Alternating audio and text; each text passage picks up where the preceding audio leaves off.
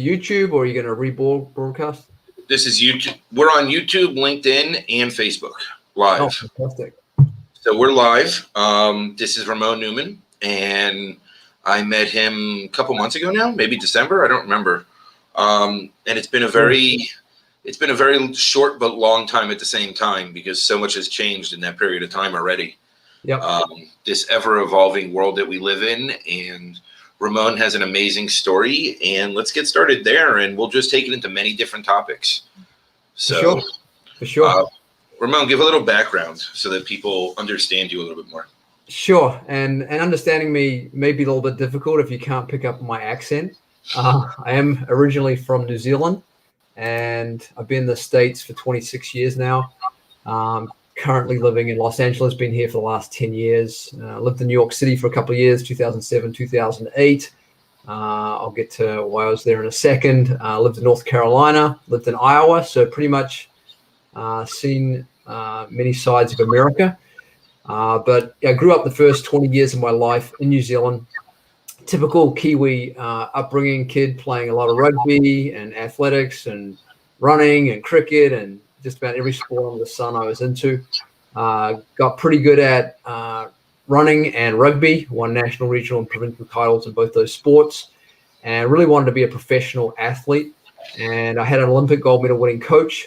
He coached John Walker, who was the gold medalist in the 1976 Olympics, 1,500 meters, the first man to run in 3 minutes, 50 seconds for the mile. And so my coach, Arch, said to me, Raamon, if you keep going the way you're going and you keep staying healthy, there's no reason why you can't go to the Olympics.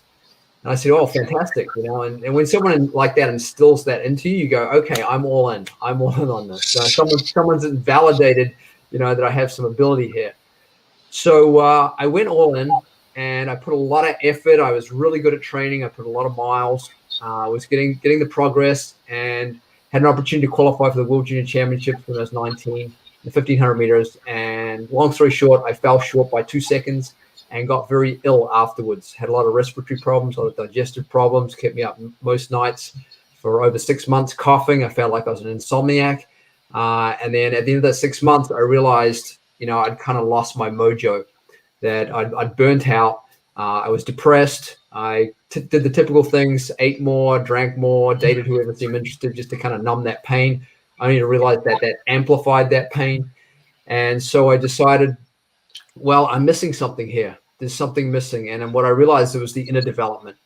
And this is what happens a lot is, we get so focused on the outer development, but we lose the source of that. We get caught up in the expression of life, and we lose the existence of life. And so innately, I got to get back to, my source, my existence. And during the time I was an athlete, there was athletes who were learning to meditate as a way to recover. Now, I never really got into the recovery thing of being an athlete. I thought it was all about the action, just act, train, perform. And it got to a point where I just broke down. Literally, there's some training sessions I literally had lactic acid bumps on the side of my thighs, because I'd built up so much lactic acid, which is not a good thing for an athlete, because that's what causes muscle to break down. So I then found out that they were learning to meditate. They learned TM, transcendental meditation, very simple, effortless, natural mental technique that allows the mind to settle down to quieter and quieter levels of thinking. And when that mind settles down, the body also settles down. And when the body settles down, it enables it to release stress, even stress that sleep can't get rid of. So it's a very quietening, very simple, effortless technique. And when I first experienced this technique, I thought I was a pretty relaxed kind of guy, even though I was very athletic. I was pretty, chill sort of person. But once I realized there's layers to relaxation and settling of the mind, that contrast was so great. It was so profound. I literally walked out of that first experience of transcending, feeling like I was walking on clouds.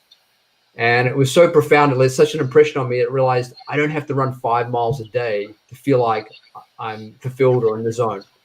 And I can just allow the mind to go back to where it naturally wants to be, because the mind is always searching for things out here to charm us and keep us, activated. But ultimately, that's only short term. It comes and goes. There's pleasure, there's pain, there's gain, there's loss. It's the relative field of life. And so when you get an experience of actually going beyond the mind, the body, the intellect, and the ego, and getting back to consciousness, which is the basis of everything, that pervades everything, then you're kind of like feeling, there's fulfillment. My mind's settled, my heart's content, I'm fulfilled in who I am. And this is the most powerful thing I believe that we have to get used to, is who we are is the most powerful influence. Not what we do, not who we want to become. They're all kind of byproducts to who we actually are. That intelligence, that innate intelligence that we've been born into, that's the most powerful thing. And the more that we can connect with that, then the more things unfold. So long story short, I ended up at the age of 25 because of this profound realization that there's outer development and then there's inner development. And I was so on the outer development side that I need to work on the inner development side. I swung the pendulum all the other way. So at the age of 25, I found myself signing up for a full-time monastic meditation program, 8 hours a day, 7 days a week, meditating full-time. And I was going to do that for 1 year, just to kind of give myself that experience, that break from the kind of the worldly activity things of life. Most people probably do this later in their life, but I decided, no, I want to take this opportunity now, because I felt like what's more important than my achievement is my fulfillment, and that my achievement should be ultimately a byproduct of my fulfillment. So I was going to do this for 1 year. After 1 year, this was like in North Carolina, Blue Ridge Mountains, North Carolina, just outside Boone, North Carolina.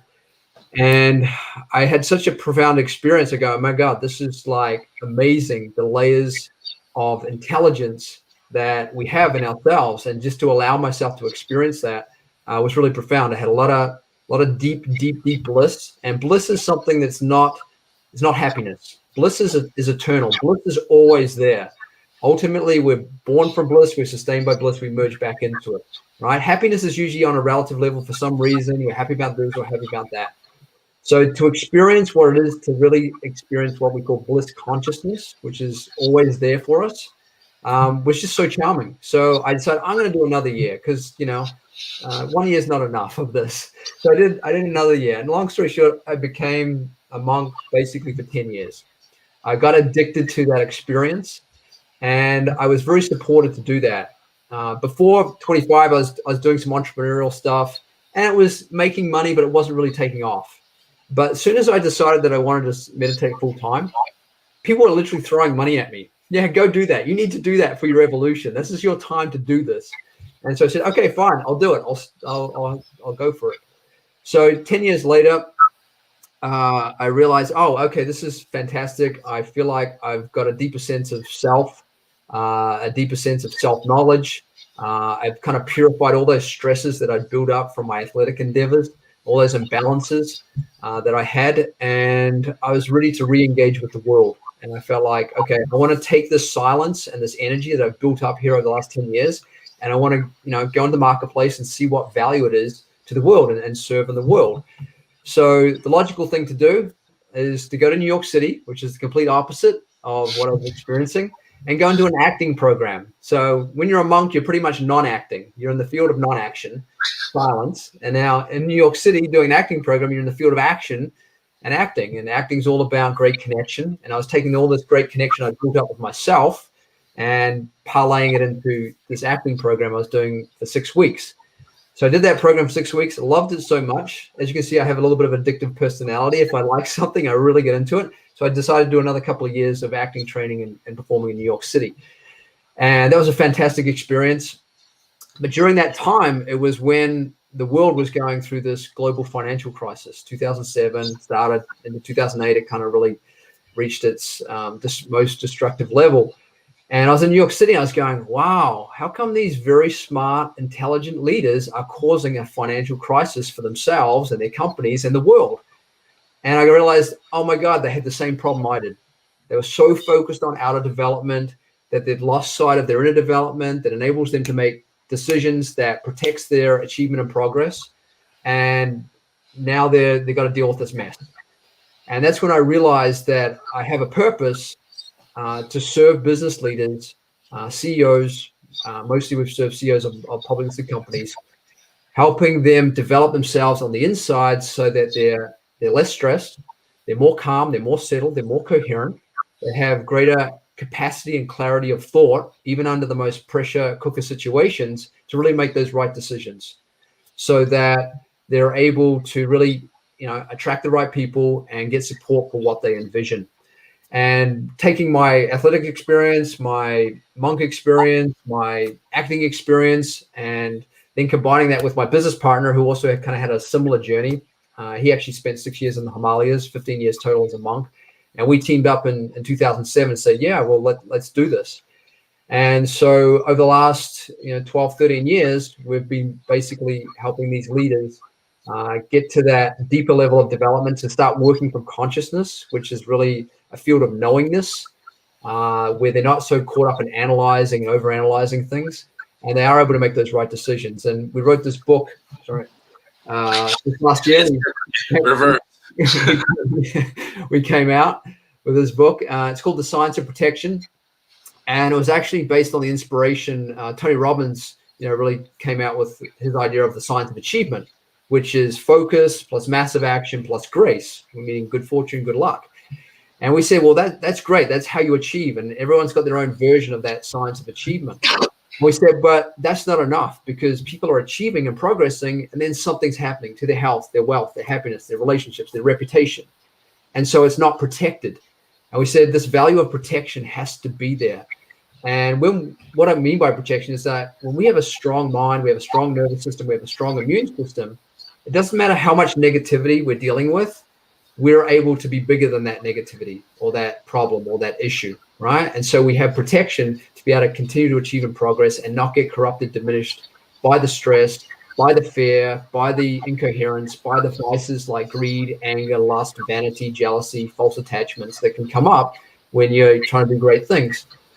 So the science of protection is basically 6 steps that we instigate with leaders so that they're able to really protect themselves and their team and their progress, and ultimately fulfill their duty as a leader, which is to protect the people that they're leading, protecting their progress. And it's not a defensive strategy. It's actually an offensive strategy. Like I say, when you're strong on the inside, then you're able to actually take those better risks. You know the risks you can take and the risks you want to stay away from. So that's in a nutshell, how things have evolved for me, over the last, 47 years. So in 12 and a half minutes, we hit 47 years. That's pretty good. For me, like, I'm not as elegant, I'm not as articulate, so I just call it soul connection, right? Like, I'm directly connected to my soul and tie into universal source energy, God, whatever anybody wants to call it, right? I have no non-discriminatory. You can call it whatever. It's all the same to me. Yeah, and just on this point, if you ever get to connect and work with Michael, it's kind of amazing. He's like this spider web that he's already woven that he literally plugs you into. So when Mike talks about it being a connected consultant, it's absolutely the real deal. Yeah, it's kind of evolving, right? Because I'm still a little bit behind my web. Like I'm there in most ways, and I'm still not there in some ways. Like, that's the thing is, like, you've got all these great projects we hopefully will touch on that, have to come out through this web, and they're much needed. So it's like you built the web and now you're going to, put things in the web, sort of thing. Well, right. And that's where I'm at now, right? Is like grounding myself, staying centered, staying to my core, living in my core values, going after my soul's purpose, igniting other people into their soul's purpose, and trying to organize the web so that all these things start funneling through it in their own directions, right? Yeah. So I like the way you just said that, Mike, because you basically said connectedness is not starting outside. It's starting with self, who you are, soul connection, and then the connections unfold better on the outside. It's so deep. Like, this work is deep. Like, this work, a lot of it sucks. Like, I'm not playing. Like, a lot of it's, really shitty. Yeah. Like the self-awareness and getting to that point and dealing with my addictions and overcoming, certain aspects of my life, my escapism and the way that I used to hide from myself and processing that, right? So, I'm getting this boot camp while still being stuck in Arkansas of how to live without everything I knew, right? Yeah. And I'm building this virtual connection web that I've been building for years, but I'm doing it more effectively today and more intuitively because I've lost all the outside connectedness that I used to believe that I needed. Yep. Right. And the language of our science of protection, what you just said, is that I'm going through the purification process, or you've gone a lot through the purification process, and now you're moving into the coherence process, where your coherence is you're bringing things together, people together, ideas together. And I am, right? And I'm at a point now where the magic's happening around me without me having to even put the effort in, because it's already been laid in the ground, right? Beautiful. Like, we can go deep into meditation when you're in the quantum realm and you're really meditating at a deep, deep level. Mm-hmm. Time and space doesn't exist. We created this, these constraints that we get stuck in. So if time is a man-made constraint, and we're looking at this blip on a timeline that we exist in today in our current life, everything that we've already done in this life is already completed. We just need to follow through. Exactly. Right? And what you just said there is like, and I've noticed, in our interactions with you, is you work on the impulses that are coming, not what is analyzing or getting caught up, in your mind. So I'm trying. It's not easy, because I'm an analytical overthinker that wants to tear everything apart. So it's a lot of work. Exactly. But the thing is like, you're trusting that more and more, and that's really the growth and evolution we're all working on, and we think the internet's really powerful, and it is. But what's even more powerful is the impulses and connections that we have coming through ourselves, our own nervous system, our own consciousness. It connecting through the universe is so much more natural. Yes. That if you send a beacon out because you need something, it is going to be provided for you tenfold. If you can connect yourself on that level. And if you're willing to do the work to get connected on that level. Right? Like, I'm at a point now where I've spent the last 14 years building this network through LinkedIn and networking globally, doing global projects, failing here, failing there, learning so much, building all these governmental connections and corporate connections and all these different things that I do. And now I'm at a point now when I need something, I don't send a direct message. I don't reach out to somebody in my LinkedIn network. I go straight to my connectedness, my internal connectedness. And those people are provided for me. I don't have to look anymore. I put the work into creating it. Now it's already there. It's already there. You just have to be awake to it, Yes. And that's the tough part, right? Because like you listed the 7, what are they? Mortal sins is what they call them in GOD. I call it the hexagon of enemies that causes external enemies. And I've had them all at some point, right? Like, I fought them all, right? And I was addicted to anything I possibly could be: porn, sex, drugs, alcohol, work, escapism, anything to avoid myself, right? And I'm now at a point where I'm really good within me that I 99.9% of the time don't even think anymore. It's straight intuition. Now that 1/10% is still my humanness that creeps back in, right? And I don't know if it'll ever go fully away, right? No. It's called Latia Vidya, which means remains of ignorance. It's there to keep you humble.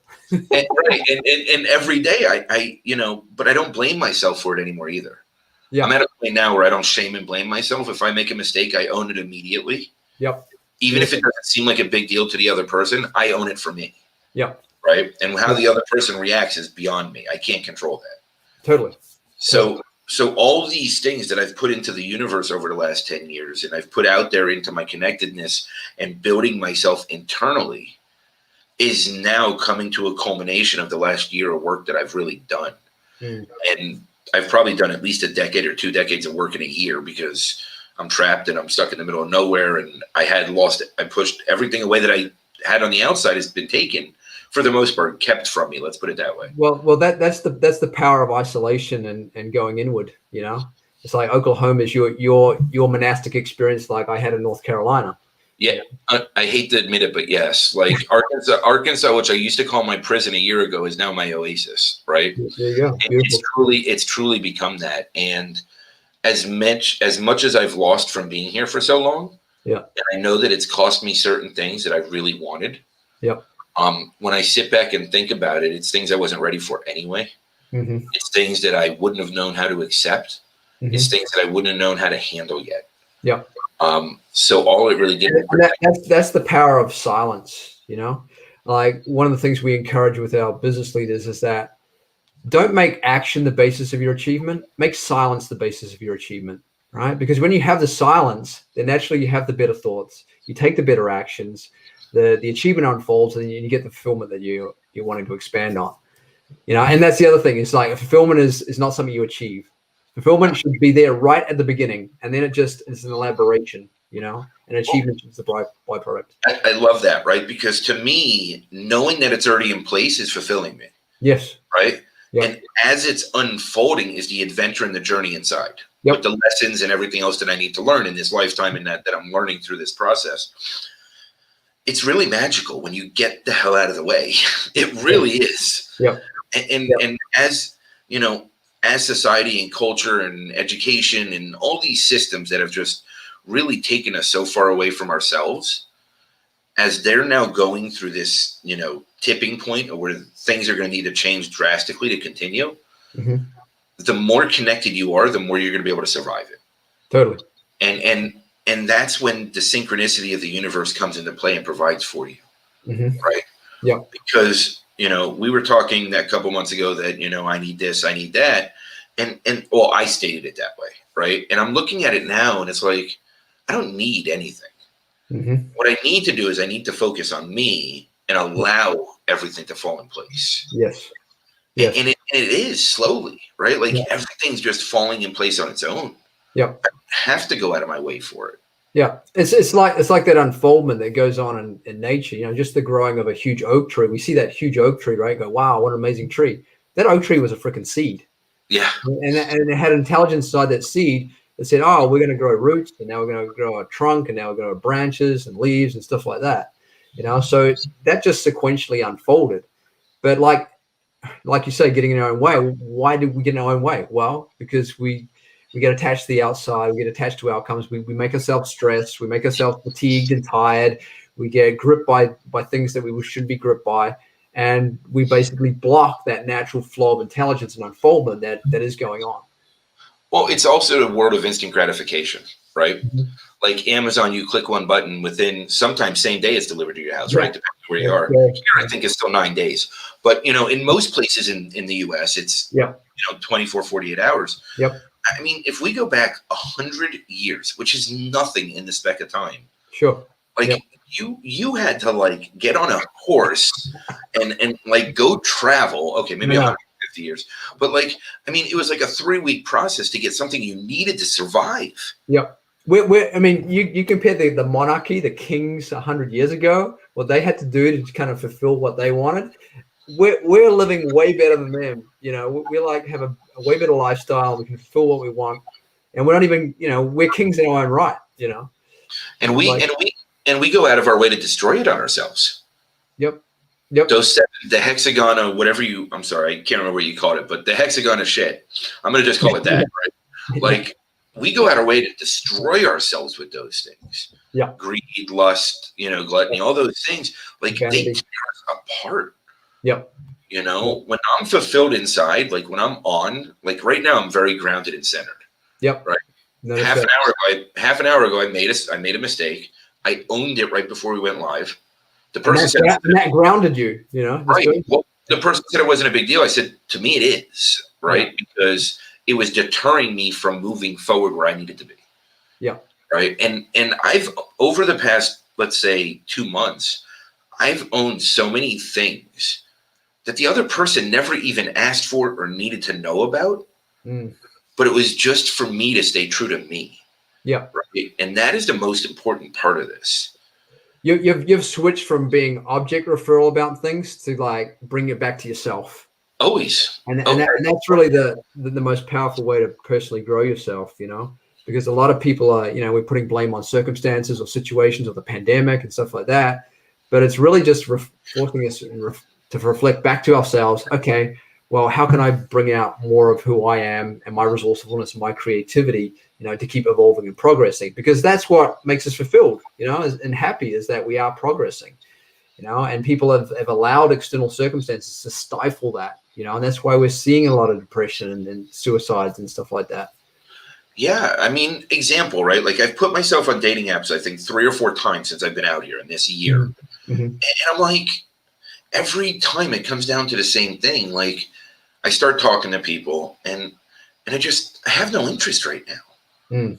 Like I want the engagement, I want companionship, Mm-hmm. but I want it for the right reasons with the right person. Mm-hmm. I want it for the betterment of both sides. And Yep. I'm not looking at a tangible BS result for instant gratification. Right. All it does is create more drama for me in the end. Yep. It takes away from my personal value. Yep. Like Yep. I understand that my value today is worth more than any one night stand that I've ever had in my life. Totally. And Like, I think that's an evolution in consciousness going right now. People are kind of moving away from the short-term gratification and looking for something deep and meaningful, that really feels purposeful. So, I think in some ways they are, but in some ways the patience is an issue, right? Good point. The patience. Yeah.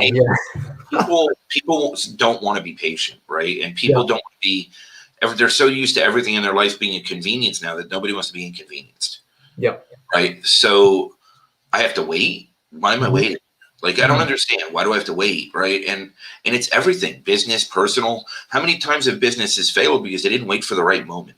Yep. Right. You're making a rushed decision. Yep. Worrying about a problem from yesterday. Well, that's because we're in an objective world where leaders have to be seen to doing things, have to be seen to making things happen. I mean, if Jeff Bezos had that attitude, I don't think we'd have Amazon today. I mean, he just waited and make sure he, is going in the right angle, and now it was making losses, billions of dollars of losses, and now look at it today.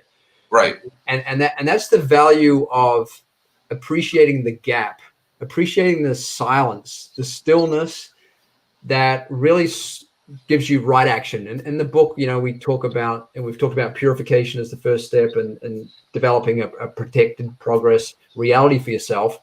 The next thing is the coherence, that you have that global alpha coherence like world-class athletes and business leaders, musicians have when they're making their best decisions and performance.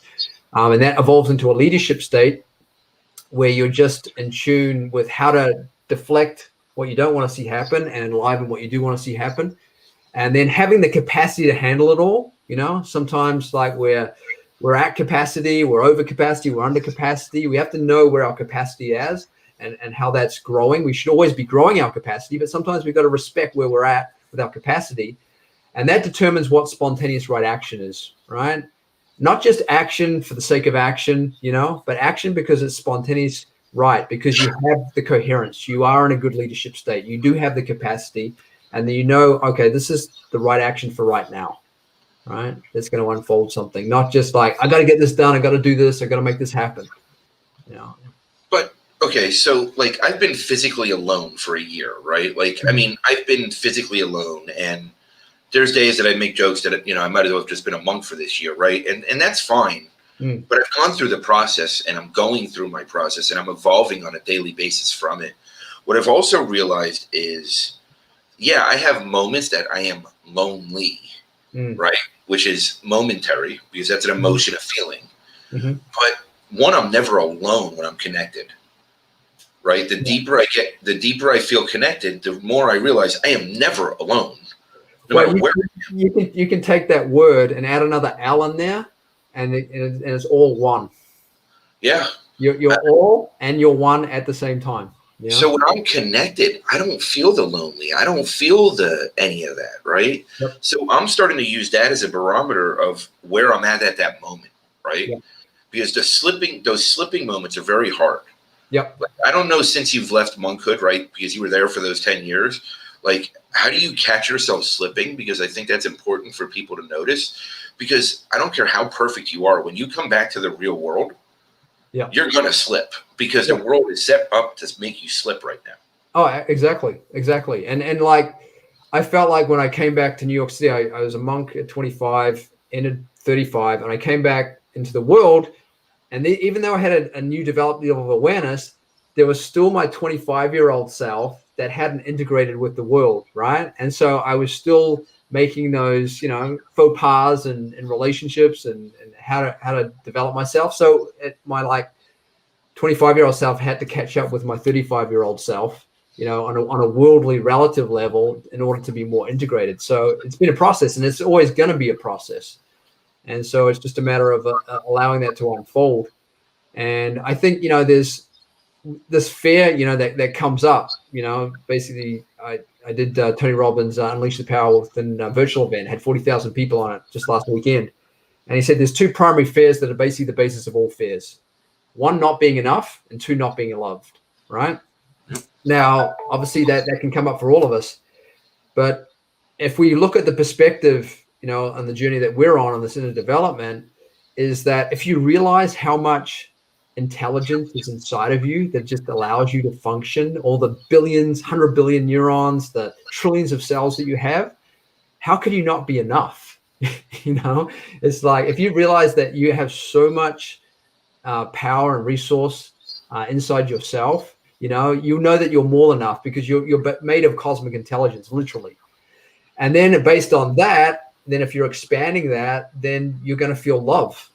You're going to feel like the love of the universe, because ultimately personal love is just concentrated universal love, right? Yeah, it's that agape, Ubuntu, and unconditional, right, all put together. Yeah.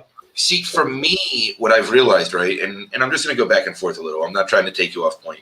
No. But for me, what I realize is, right, like as I'm dealing with my past traumas and healing myself, like at this point in my life, there's only one person that I don't feel enough for, right? But then I also know that that's a mirror redirecting it, that I don't feel enough for myself, right? I also don't always acknowledge the love that I'm given. Now, again, this is based on experiences that I've gone through, triggers, trauma, that as I'm healing, I'm starting to understand that it's all also because I don't allow myself to love myself fully either, right? Do you praise yourself when you do something good? Oh, God, no. I hide from it. Okay. Even like when you said, you are the connected consultant, like I'm just sitting here like this. I'm like, I didn't say thank you. I didn't say I received that. I didn't say anything, because I'm just sitting here and I'm like, I guess. I guess. Well, the thing is that that everyone's in a process of being more connected, right? But you've actually said, no, I'm going to be that guy. You're upfront about it. It's like that Harvey Specter, who's the guy on Suits TV show. So basically the frame that he has for himself is that he's the best closer in New York City. Yes. Right. And so when you decide that I'm this person, then you start to grow into and become that person, and you see yourself as that person, and everyone else sees you as that person, and you get known as that person.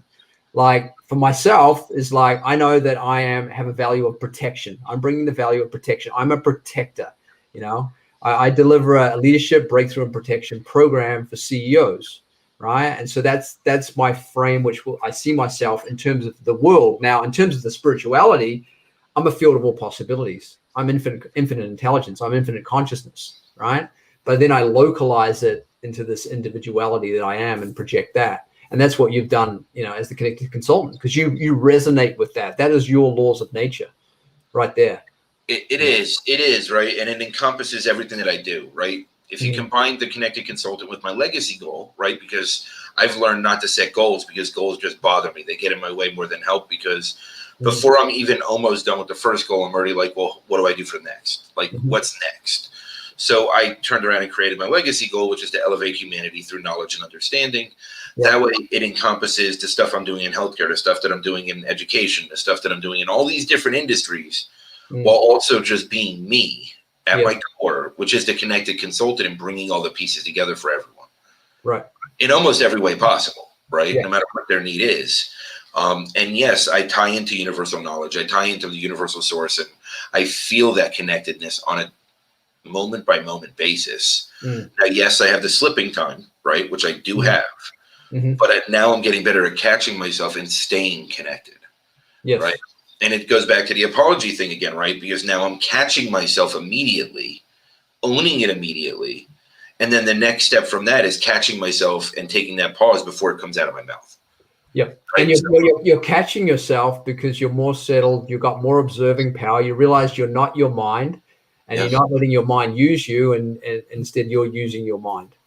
Baby steps. Yeah. Again, 20 years of growth in a year. I'm working on it. Yeah, it's fantastic. It's fantastic. And this is, I mean, based on the program that you're doing with, let's talk about your education program, right? In terms of bringing more of enlivening the mindset value, the subject. I mean, there's so much focus in education on the process of learning and the objects of learning, but there's not enough on this developing the inner knower, and I think that's what you're bringing to education, is you're enlivening that value. It's a combination, right? It's bringing current curriculum to a level that each individual's creativity can access it in the best way possible for themselves. But then also they can work at their own pace in each individual subject so that they can thrive where they need to, not get labeled in areas that they're not as accelerated, right? And be able to take it at their own pace. That everybody feels progress. Everybody feels accepted, and then you start working on the inner work, and you start bringing the wholeness, and you start, meditation and practices, and, you bring in financial literacy, you bring in all these different things, life skills, soft skills. And then it's all translated in different directions. It's a digital platform. So no matter where you are, you have access to the true curriculum. Not like they're doing it now with Band-Aids and Scotch tape, right? But COVID came, they didn't know what to do anywhere in the world. This platform would have solved that issue day one. It just would have. They would have been doing the exact same thing in school. And the teachers management portal for it actually simplifies their job because it has the built-in translation technology. It allows each student to get adapted to their own learning style. It makes it so that they don't have to hesitate to teach someone in the way that's standard right now. Right. Because standard only reaches about 20% of the students, probably at best. And it's a memorization protocol, which is, anybody who wants to put forth the effort can really do it. But what you will be learning after you take that test, how many people have their degrees, have masters, have doctorates, have PhDs, have all these things, and they'll be the first to tell you that if they're not a career learner, that they don't remember anything that they've done. Yeah, because it's only intellectual knowledge that doesn't get integrated, and it only gets integrated through experience. I mean, this is why you call it, KEW, knowledge, experience, wisdom. So it's like, I mean, I actually had this experience. A friend of mine, he doesn't have any certifications, to be a psychologist or anything like that, and he just got a new client, and she's a PhD in psychology and human psychiatric type stuff.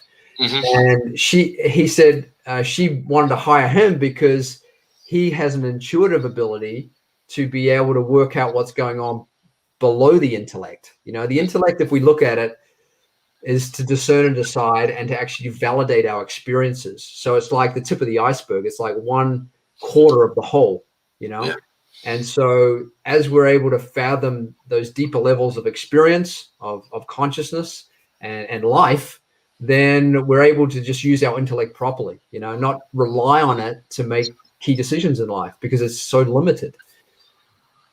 It's funny how much we hold ourselves back, right? We try to fall into these boxes that I have to be this. I have to be this one thing. Women go through it in different ways than men, right? Women, it's, I can't be 30 and single, not have kids, because if I am, then who am I? How do I identify myself? Men, it's, if I'm not earning a certain amount of money and I'm not providing a house and I'm not doing this, then who am I?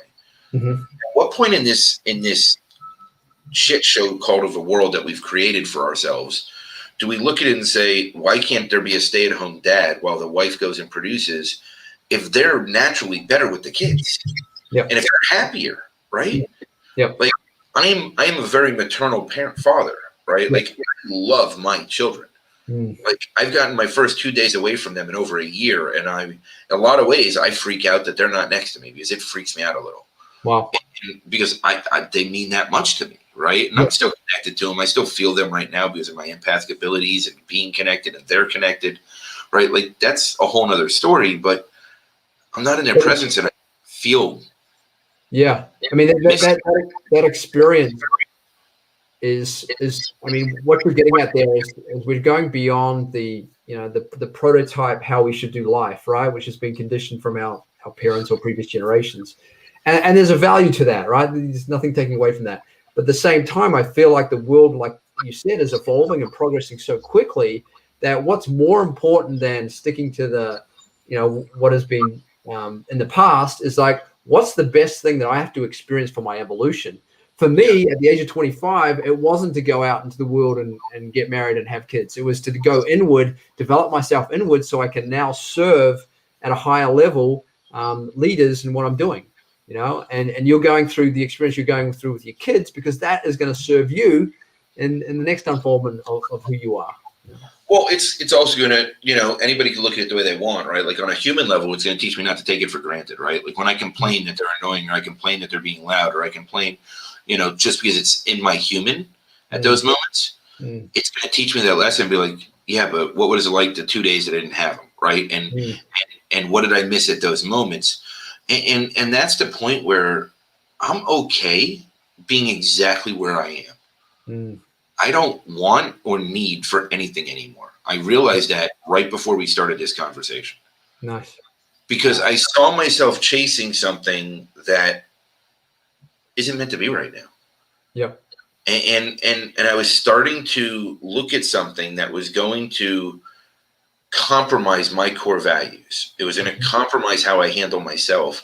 It was going to compromise how I build everything I'm building. And it was going to put me into a circumstance of self-guilt, self-blame, and self-shame. Yep. Because at the end of the day, because you're moving to a place of attachment, relying on others, and expectation. And you pulled yourself back. No, I just need to engage with myself, and I need to engage with other people who are relevant. Right. And then it'll unfold based on that, not because I'm expecting this person to do this or relying on this to happen and attached to this outcome. But it's such a transition, right? Because, I didn't have the 10 years of being a monk, right? And experiencing in that on that level. And I've been through different crazy life experiences. I've been dead many times, OD'd many times, drowned. Yeah, can you just tell us about one of those experiences? Or what was the most profound near-death experience that really kind of... Oh, man. A jolt. I mean, the three, none of them gave me a jolt because I kept trying. They just didn't. I had a death wish. I just didn't want to live. I didn't want my responsibility. I didn't want to be my best self. At a very young age, I felt very blamed, shamed, and guilted for who I was. Being empathic, being a healer, being clairvoyant. It really impacted my very young childhood in a drastic way. Going to psychologists, psychiatrists, and neurologists to prove that I was crazy. Which none of them proved that I was crazy, so that's good. But it was very complicated. You're borderline enlightened. Yeah, and I was from a very young age. From 4.5 years old, I pretty much was awake. I was very enlightened at that age. And then what I did was I went backwards because at 9, I started drinking alcohol to numb it all out. And then by 12, I was doing hardcore drugs. And I remember these 3 days in a row in middle school where, me and my friend, I'm not going to mention a name, created this synthetic cocaine because he's like this, I'm very intelligent. I'm brilliant in lots of ways. And I acknowledge that of myself. He's very brilliant in different ways. And he's had very high caliber jobs for government agencies. He became a doctor just because he was bored. This guy's, just a savant of sorts. Yep. Right.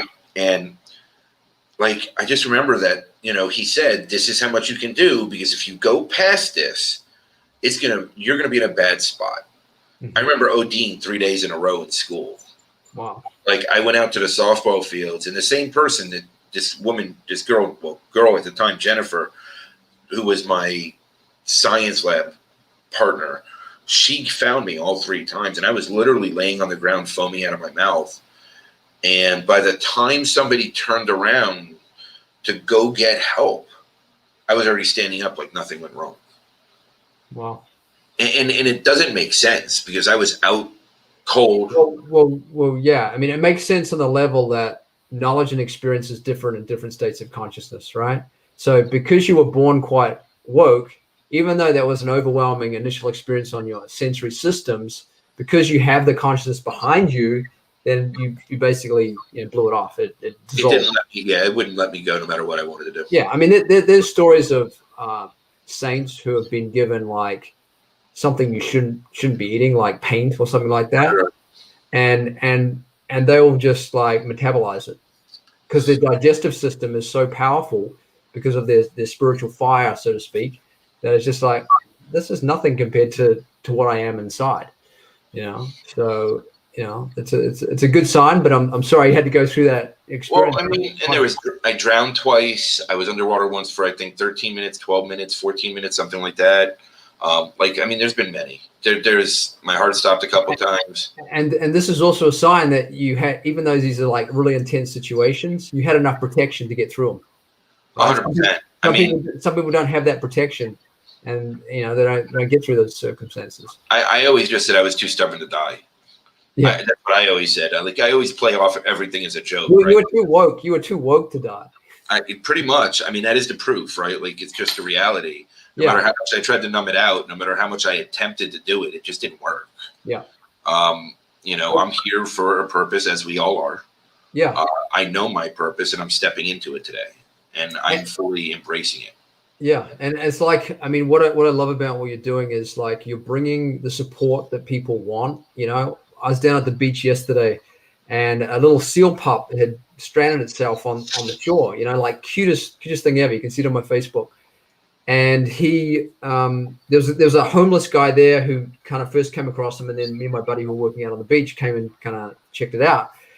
And we said, is anyone going to help? And he said, well, no. He said, no. His attitude was like, they don't even help people around here. Right. So his frame of reference was like, I'm not supported in my life, so why would this animal be supported as well? And I mean, long story short, someone did call the animal rescue stranded things, and they came. He left. He didn't see them. The people come and pick up the seal and take it wherever they want. But it was just made me realize, like, and this guy was quite together. This guy, I could tell, like, he was a cordial guy. He wasn't like angry, but he just had this mindset that life, I haven't been supported. And everyone, even myself and you and everybody wants to feel supported in some way, shape, or form. Never deny. I think someone's got it all together and stuff like that. We all want to feel supported, and that's what you're doing, and that's what I'm endeavoring to do. But we have to reciprocate also. It is. It's definitely a reciprocation, right? And one of the things that I'm now learning and accepting is when I am supporting somebody else, it doesn't always come back from the one I'm supporting. Mm-hmm. Right. So because that's the flow of the universe, right? Yep. That person might not be ready to reciprocate. That person might not understand themselves well enough to reciprocate. Right. Right. They might not be connected enough to even understand the gravity of what they're receiving. But they'll probably get it later, though. That you go, oh man, that actually really helped me. Right. And when that aha moment happens, it might not come back to me, but it might go to somebody else who needs it. Right. Yep. And that's what I'm realizing today is, as much as there's been many one-sided situations in my life where I give all of everything I have to people, yes, today I'm protecting myself and I come first, because without me coming first, I can't give everything, right? Yeah. But what I've also learned is I'm done expecting anything in return from any individual. Mm-hmm. And I know the collective, it will come back a lot more in the long run. Absolutely.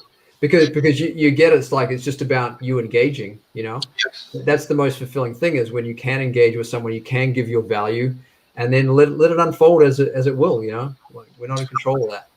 Right. And the biggest thing for me is time, right? So like quality time and getting time and giving time. Mm-hmm. So when people say you give so much of your time, it's because I mean it, right? It's because it means something to me, right? I know time doesn't exist, and I understand that. I think what's more powerful than giving your time is you're giving your energy and you're giving your attention, which is enlivening things for you and other people in your environment. Yeah, I mean, 100%. It's all about energy. It's all about energy flow and continuing the progress of the energy flow, right, in the process of it. But not everybody can receive the vibrations on the level that you give them, right? So they receive what they can handle, and then the rest goes back into the universe to get dispersed however it needs to. Yeah. So talk about the movie real quick, because we're almost at the end already, and I've got to pack because I'm about to leave the hotel. I got a late checkout to do this. Awesome.